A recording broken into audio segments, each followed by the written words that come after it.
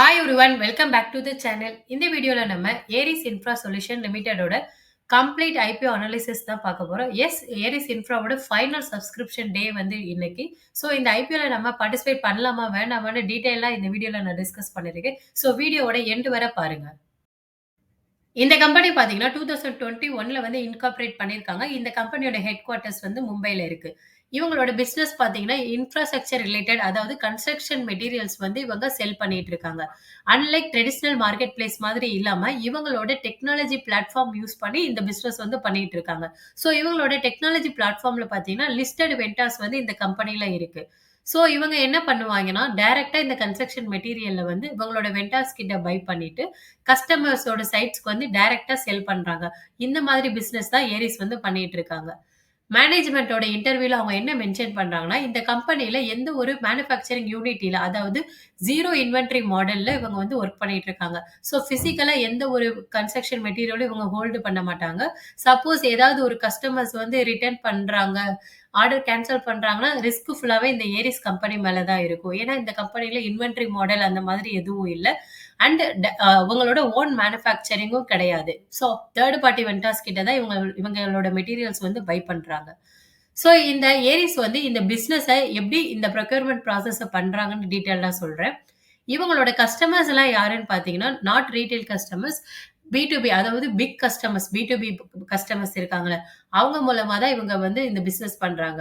So இந்த P2P customers வந்து அவங்களுக்கு தேவையான இந்த கன்ஸ்ட்ரக்ஷன் மெட்டீரியல் வந்து இந்த ஆன்லைன் பிளாட்ஃபார்ம் மூலமா ரெக்வெஸ்ட் குடுப்பாங்க. ஒன்ஸ் அவங்க ரெக்வெஸ்ட் குடுக்குறத என்ன சொல்லுவாங்கன்னா, ரெக்வெஸ்ட் ஃபார் கொட்டேஷன். ஸோ இந்த கொட்டேஷன் ரெக்வெஸ்ட் குடுத்ததுக்கு அப்புறமா, இந்த ஏரிஸ் என்ன பண்ணும்னா, அவங்களோட டெக்னாலஜி யூஸ் பண்ணி அவங்களோட லிஸ்டட் வெண்டர்ஸ் இருக்காங்கல்ல, ஸோ அந்த வெண்டர்ஸோட நெட்வொர்க்க சர்ச் பண்ணும். ஸோ இந்த கஸ்டமர்ஸ்க்கு நியர்பை லொகேஷன்ல யாரெல்லாம் இருக்காங்க, அந்த வெண்டர்ஸோட கிரெடிட் டெர்ம்ஸ் எப்படி இருக்கு, பாஸ்ட் பெர்ஃபார்மன்ஸ் எப்படி இருக்கு, இந்த கஸ்டமர் என்ன மாரி மெட்டீரியல் ஆர்டர்ஸ் போட்டிருக்காங்க, அத பேஸ் பண்ணி இவங்களோட லிஸ்டட் வெண்டர்ஸ்லேருந்து ஷார்ட் லிஸ்ட் பண்ணி ஒரு பிரைஸ் கொட்டேஷன் வந்து இந்த ஏரிஸ் கம்பெனி ஃபுல் ஆட்டோமேஷனா இந்த டெக்னாலஜி யூஸ் பண்ணி பண்றாங்க. ஸோ இதனால கஸ்டமர்ஸ்க்கு வந்து நெறைய ஃபோன் கால், இமெயிலிங் பண்ணி இந்த வெண்டார்ஸ் கிட்ட பேசுறது, இந்த மாதிரி டிஸ்டர்பன்ஸ் இல்லாம இது கம்ப்ளீட்டா டெக்னாலஜி யூஸ் பண்ணி ஏரிஸ் பண்ணிட்டு இருக்காங்க.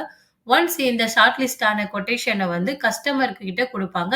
அ ஃபைனலா ஒரு கொட்டேஷன் ரெடி பண்ணி கஸ்டமர்ஸ் கிட்ட குடுப்பாங்க. கஸ்டமர் வந்து அத கன்ஃபார்ம் பண்ணதுக்கு அப்புறமா, இந்த ஏரிஸ் வந்து இவங்களோட வெண்டார்ஸ் அதாவது எந்த வெண்டார்ஸோட பிட் வந்து ஓகேவா இருக்கோ, அவங்க கிட்ட போய் இந்த டெலிவரிய இனிஷியேட் பண்ணுவாங்க. ஸோ இந்த வெண்டார்ஸோட பெர்மிசஸ்ல இருந்து தான் கஸ்டமரோட அந்த ஸ்பெசிஃபைட் சைட்டுக்கு வந்து இந்த கன்ஸ்ட்ரக்ஷன் மெட்டீரியல் வந்து டைரக்ட்டா டெலிவரி பண்ணுவாங்க. ஸோ இதுதான் இந்த ஏரிஸோட பிசினஸ் மாடல். ஸோ இந்த டெலிவரி சலான்ஸ், எலக்ட்ரானிக் பில்ஸ் இது எல்லாமே இவங்க வந்து டிஜிடைஸ் மூலமா அதாவது இவங்களோட பிளாட்ஃபார்ம் மூலமா பண்றதுனால எந்த ஒரு டிலேஸ் அண்ட் டிஸ்பியூட்ஸ் இல்லாம இவங்களால ப்ராசஸ் வந்து ஸ்பீடா பண்ண முடியுது. ஸோ மெயினா பார்த்தீங்கன்னா, நெறைய இன்டர்மீடியேட்ஸ் வந்து இந்த மாதிரி பிசினஸ்ல இருப்பாங்க. ஸோ அதனால நெறைய பிரைஸ் வந்து லாஸ் ஆகும். அதாவது கஸ்டமர்ஸ் பை பண்ணும்போது அதிகமான பிரைஸ் குடுத்து வாங்குற மாதிரி இருக்கும். ஸோ இந்த பிளாட்ஃபார்ம் பொறுத்தவரை அது எல்லாமே கண்ட்ரோல் பண்ணுது. ஸோ இந்த பிளாட்ஃபார்ம் யூஸ் பண்றதுனால ஏரிஸ்க்கு எப்படி ரெவன்யூ வருதுன்னு பார்த்தீங்கன்னா, எந்த ஒரு புரோக்கரேஜ் அண்ட் கமிஷன் ஃபீஸ் மூலமா இன்கம் வரல. இவங்க வந்து இவங்களோட தேர்ட் பார்ட்டி கஸ்டமர்ஸ் கிட்ட இருந்து அதாவது வெண்டார்ஸ் கிட்ட இருந்து பை பண்றாங்க. ரூ. 100க்கு ஒரு மெட்டீரியல் பை பண்றாங்கன்னா, இவங்க கஸ்டமர்ஸ்க்கு வந்து அதே மெட்டீரியல் ரூ. 120க்கு செல் பண்றாங்க. ஸோ இவங்களோட ரெவன்யூ வந்து ரூ. 120ன்னு இவங்களோட ரெக்கார்ட் புக்ல மென்ஷன் பண்றதா மேனேஜ்மென்ட் வந்து சொல்றாங்க.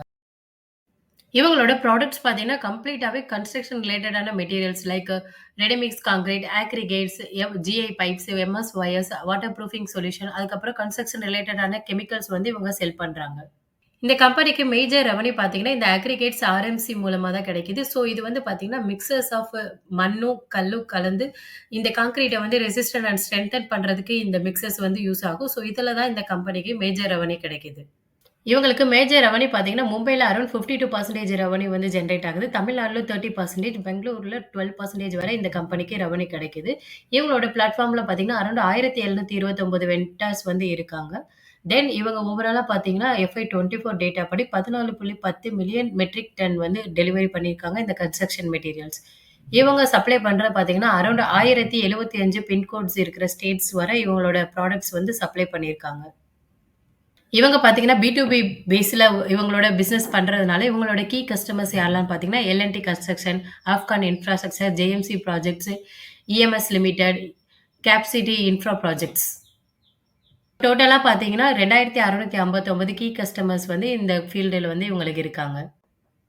இவங்களோட ப்ராஃபிட் பொறுத்தவரை லாஸ்ட் 3 இயர்ஸ்ல வந்து கன்டினியூஸா நெகட்டிவ்ல தான் குடுத்துருக்காங்க. அண்ட் 9 மந்த் FY 25ல இவங்களோட ரெவென்யூ பார்த்தீங்கன்னா, 558 கோடியா இருக்கு. அதுல பார்த்தீங்கன்னா, அரவுண்ட் 6.5 கோடி வரை ப்ராஃபிட் வந்து குடுத்துருக்காங்க. ஸோ இது வந்து ஒரு ஸ்லைட் பாசிட்டிவா இருக்கு இந்த FY 25 9 மந்த் டேட்டால. இவங்களோட EBITDA பார்த்தீங்கன்னா, 39 கோடி மென்ஷன் பண்ணியிருக்காங்க. இதுல அட்ஜஸ்டட் EBITDAன்னு சொல்லிட்டு 45 கோடி மென்ஷன் பண்ணியிருக்காங்க. ஸோ மேனேஜ்மென்ட் இன்டர்வியூல என்ன சொல்றாங்கன்னா, இவங்களோட எம்ப்ளாயீஸ்க்கு வந்து ESOP குடுத்துருக்காங்க. ஸோ இது ஒரு ஒன் டைம் எக்ஸ்பென்ஸ் மானி. இவங்க ஆல்ரெடி பார்த்தீங்கன்னா 2021ல ESOP குடுத்துருக்காங்க. இப்ப 2024ல அரவுண்ட் 6,00,000 ஷேர்ஸ் வரை இந்த எம்ப்ளாயீஸ் குடுத்துருக்கிறதுனால, இதுல ஷேர் டைல்யூஷன் இருக்கும். ஸோ இதனால அட்ஜஸ்ட் ஆகுற EBITDA மார்ஜின் பார்த்தீங்கன்னா, அரவுண்ட் 8.27% வரை இந்த ESOP எக்ஸ்பென்ஸ் மூலமா அட்ஜஸ்ட் ஆயிருக்கு. ஸோ ரிப்போர்ட்டோட EBITDA பார்த்தீங்கன்னா, ஃபைனலா 39.8 கோடியா இருக்கு. இவங்களோட டெப்ட் பார்த்தீங்கன்னா, இந்த கரண்ட் இயர்ல வந்து 322 கோடி வரை. இந்த IPO புரோசீட்ஸ் மூலமா அரவுண்ட் 499.6 கோடி வரை கம்ப்ளீட்டா ஃப்ரெஷ் இஷ்யூவா இவங்க வந்து ரைஸ் பண்ண போறாங்க. இதுல 204 கோடி வந்து இவங்களோட டெப்ட்ட வந்து ரீபே பண்றதுக்காக யூஸ் பண்றேன்னு சொல்றாங்க. நெக்ஸ்ட் 177 கோடி வந்து இவங்களோட வொர்க்கிங் கேப்பிட்டலுக்காக யூஸ் பண்ண போறாங்க. பேலன்ஸ் 48 கோடி வந்து இவங்களோட சப்சிடரி கம்பெனி இன்வெஸ்ட்மென்ட்க்காக யூஸ் பண்றாங்க. அண்ட் ரிமைனிங் அமௌண்ட் எல்லாமே இவங்களோட ஜெனரல் கார்ப்பரேட் பர்ப்பஸ்க்காக யூஸ் பண்றாங்க. ஸோ இந்த நேம்ஸ் தான் பார்த்தீங்கன்னா, ஆங்கர் லிஸ்ட்ல வந்து பிரசென்ட் ஆயிருக்கு. அரவுண்ட் 224.8 கோடி வரை இந்த ஆங்கர் மூலமா ரைஸ் பண்ணியிருக்காங்க. இவங்கலாம் பார்த்தீங்கன்னா, like SME kind of players தான். ஸோ எந்த ஒரு மியூச்சுவல் ஃபண்ட்ஸோட டிமாண்ட் இந்த ஆங்கர்ஸ் மூலமா இல்ல. ஓவராலா பார்த்தீங்கன்னா, ஆங்கர் டிமாண்ட் வந்து புவரா இருக்கு இந்த கம்பெனில. போஸ்ட் ஐபிஓ டைல்யூஷன்க்கு அப்புறமா பப்ளிக் பீப்பிள் கிட்ட 63% வரை ஷேர்ஸ் இருக்கும். புரமோட்டர் கிட்ட பார்த்தீங்கன்னா, வெறும் 37.5% ஷேர்ஸ் தான் வந்து ஹோல்டு பண்றாங்க. இந்த கம்பெனி ப்ரீ ஐபிஓ மூலமா அதாவது ஜனவரி 2025 6 மந்த்ஸ்க்கு முன்னாடி அரவுண்ட் 80 crore அதாவது சேம் இந்த ஐபிஓ பிரைஸ்லயே அவங்க வந்து ரைஸ் பண்ணியிருக்காங்க. டோட்டல் ரெவென்யூல இருந்து டாப் 10 கஸ்டமர்ஸ் கிட்ட இருந்து பார்த்தீங்கன்னா, அரவுண்ட் 49% வரை ரெவென்யூ வந்து ஜெனரேட் பண்ணிட்டு இருக்காங்க. இந்த கம்பெனியோட ப்ரொக்யூர்மென்ட் ப்ராசஸ்க்காக தேர்ட் பார்ட்டி வெண்டார்ஸ் கிட்ட இருந்து தான் மெட்டீரியல் பை பண்றாங்க. ஸோ ஃபியூச்சர்ல டெலிவரியில ஏதாவது டிலேஸ் ஏற்பட்டுச்சுன்னா, இந்த கம்பெனிக்கு ஒரு மேஜர் ரிஸ்க் ஃபேக்டர்ஸா வந்து இருக்கும். கரண்ட்டா இந்த கம்பெனில பார்த்தீங்கன்னா, GMP 5.9%ன்னு ட்ரேட் ஆயிட்டு இருக்கு. At the last days of subscription பார்த்தீங்கன்னா, ரீட்டெயில்ல இந்த டைம் ஆஃப் வீடியோல பார்த்தீங்கன்னா, 3.17 மடங்கா வந்து சப்ஸ்கிரைப் ஆயிருக்கு ரீட்டெயில்ல. ஸோ ஃபைனலா பார்த்தீங்கன்னா, இந்த கம்பெனியோட பிரைஸ் வேல்யூவேஷன் அதாவது இவங்க பார்த்தீங்கன்னா, பிசிக்கலாவும் ஆன்லைன் யூஸ் பண்ணி பண்றதுனால டைரக்ட் பியர்ஸ் யாரும் இல்ல. So unlisted and listed same industry peers compare பண்ணும்போது, இவங்களோட பிரைஸ் வேல்யூவேஷன் பார்த்தீங்கன்னா, ரொம்பவே அக்ரெசிவா இருக்கு. ஈவன் FY 26 கூட ரொம்பவே பிரைசிங் அக்ரெசிவா இருக்கு. ஸோ பெட்டர் பிரைசிங் பார்த்தீங்கன்னா, FY 27, 28 கைண்ட் ஆஃப் நம்பர்ஸ்ல வந்து நம்ம எக்ஸ்பெக்ட் பண்ணலாம். ஸோ இந்த நியூ பிசினஸ் மாடல் எப்படி ஒர்க் ஆகுது? ஸோ ஆஃப்டர் லிஸ்டிங்க்கு அப்புறமா எந்த மாதிரி இந்த கம்பெனி பெர்ஃபார்ம் பண்ணுது? ஸோ இதெல்லாம் நான் செக் பண்ணி பார்க்கணுன்றதுக்காக, நான் ஒரு லாட் எனக்கு அலாட்மென்ட் கிடைக்கிற மாதிரி அப்ளை பண்ணலான்னு இருக்கேன். ஸோ நீங்க ரிஸ்க் டேக்கர்ஸா இருந்தீங்கன்னா, நீங்க அப்ளை பண்ணலாம். அதர்வைஸ் நீங்க அவாய்ட் பண்ணிக்கோங்க. ஒன்ஸ் பெட்டர் வேல்யூவேஷன் வந்ததுக்கு அப்புறமா, இந்த கம்பெனியோட இந்த இன்ஃப்ராஸ்ட்ரக்சர் ஃபீல்டுல இருக்கிறதுனால, இந்த கம்பெனி ஃபியூச்சர்ல நல்லா பெர்ஃபார்ம் பண்றதுக்கு சான்சஸ் இருக்கு. நவ் நீங்க ரிஸ்க் டேக்கர்ஸ் இல்லைன்னா, நீங்க கைண்ட்லி இந்த ஐபிஓ வந்து அவாய்ட் பண்ணிக்கோங்க. ஐ ஹோப் இந்த வீடியோ உங்களுக்கு ரொம்பவே ஹெல்ப்ஃபுல்லா இருக்கும்னு நம்புறேன்.